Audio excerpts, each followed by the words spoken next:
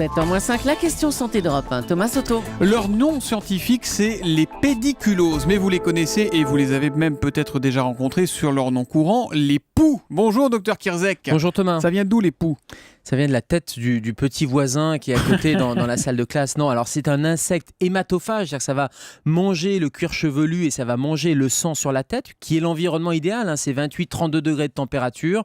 Et les lentes qui sont les œufs des poux vont s'accrocher sur les cheveux et vont rester dans cet environnement idéal jusqu'à ce que ça passe sur la tête du voisin. Alors non pas en sautant ou non pas en volant, ça ne vole pas, ça ne saute pas, c'est vraiment un contact direct et ça va passer de tête en tête via par exemple les écharpes ou alors quand les têtes sont très proches. C'est pour ça que c'est surtout les enfants de 3-11 ans qui sont touchés. Mais c'est lié à l'hygiène ou pas ?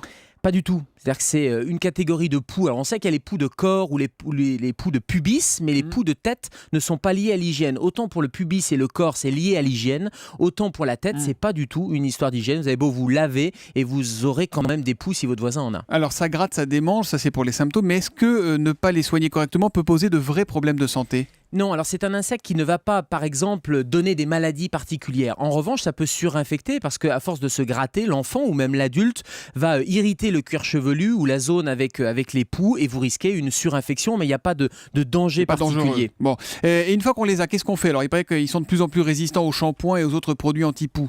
Alors, dès que ça gratte, il faut vérifier qu'il y ait des poux. Alors, il y a des lotions qui existent qui permettent de mettre de la couleur et en particulier de colorer en bleu les lentes et qui permettent de vérifier qu'il y a bien une présence de poux. Dès que ça gratte, on traite quand on a confirmé la présence de poux. On traite, on va en pharmacie et il y a deux types d'anti-poux. Il y a les insecticides et comme les antibiotiques, il y a des résistances. Donc, il faut là aussi voir avec votre pharmacien. Et puis, en parapharmacie, vous allez pouvoir trouver des produits qui reviennent à la mode, qui sont des produits qui vont étouffer les poux, qui mécaniquement vont empêcher le poux de respirer et donc vont les tuer. Et puis il y a des petits modes d'action. Alors on sait que pour les étouffer, il y a l'huile de coco qui peut fonctionner.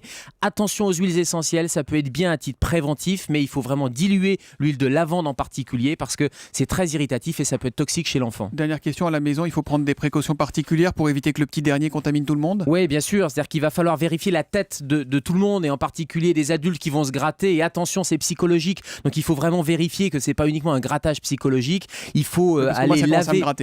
Il va falloir laver aussi à plus de 50 degrés toutes les écharpes, les bonnets et vous signaler à l'école que votre enfant a des poux. Gérald Kierzek, le docteur d'Europe 1, la question santé tous les matins à 7h-5. À demain Gérald. Bonne journée Thomas.